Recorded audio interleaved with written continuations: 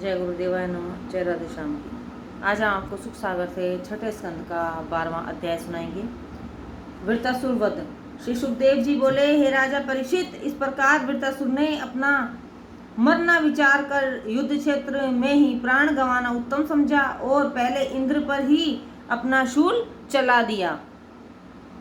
तब उसे आते देख इंद्र ने अपने 100 धार वाले वज्र को फेंककर उसकी भुजा को काट गिराया, जिससे कुपित होकर उसने इंद्र के ऐरावत पर जोर की एक ऐसी गदा मारी कि जिसके भय से इंद्र के हाथ से वज्र छूटकर गिर पड़ा और देवताओं में हाहाकार मच गया।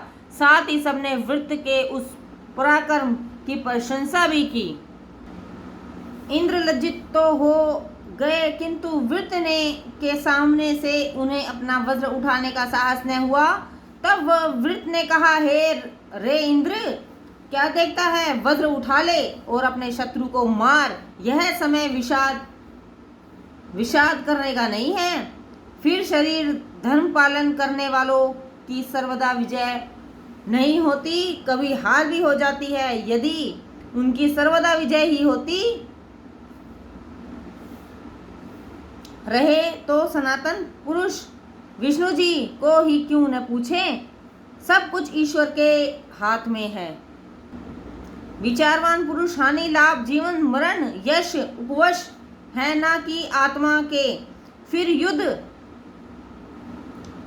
उपयश सब में समान भाव रखते हैं, क्योंकि सत्व रज तम तो प्रकृति के गुण है, ना कि आत्मा के। फिर युद्ध तो जुए के समान है, जिसमें प्राणों की बाजी लगती है। यहाँ प्राण रूपी पासा फेंका जा रहा है, जिसमें यह नहीं कहा जा सकता कि किसकी जय होगी और किसकी पराजय। श्री सुखदेव जी कहते हैं कि वृत्तासुर की ऐसी बातें सुनकर इंद्र ने उसकी वीरता, धर्मता और शीतलता की निष्कपट भाव से प्रशंसा की तथा निर्भय होकर उसके सामने से अपनी गिरी हुई गदा वज्र को उठा लिया और कहा, हे दानवेंद्र, यदि तेरी बुद्धि इतनी निर्मल है तो अब तुझे कुछ करना ही नहीं है।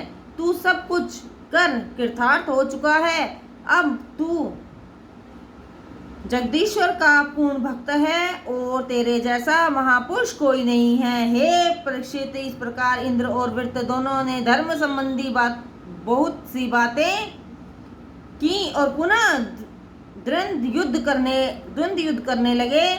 उस समय विष्णु जी के तेज से इंद्र का बल बहुत बढ़ा हुआ था। उन्होंने अपना वज्र चलाकर हाथी की सूंड के समान वृत्त की लंबी भुजाओं को काट डाला। वह रक्त की धार प्रभावित करता हुआ पृथ्वी पर गिर पड़ा, जैसे कि कोई पंख कटा हो पर्वत आकाश से गिरा पड़ा हो। पृथ्वी पर गिरकर उसने अपने मुख के नीचे वाले जबड़े को भूमि में लगा, ऊपर के जबड़े को स्वर्ग में लगा दिया और बड़े जोर से कड़क कर इंद्र को ऐसे ही निगल गया, जैसे अमित प्रभाव वाला अजगर हाथी को निगल गया हो। वृत्त द्वारा इंद्र को निगला देख देवताओं में हाहाकार मच गया, परंतु दैत्य के पेट में पहुंचने पर इंद्र मरे नहीं, जीवित ही रहे। नारायण कवच उनकी रक्षा करता रहा और थोड़ी ही देर में वृत्तासुर का पेट फाड़कर बाहर निकल आए। उन्होंने वृत्त का सिर काटकर उसके जीवन का अंत कर दिया। उसके देह से निकला हुआ प्राण आत्म प्रकाश को पाकर सबके देखते हुए विष्णु भगवान को प्राप्त हो गया। जय गुरुदेवाय नमः। जय राधे श्याम।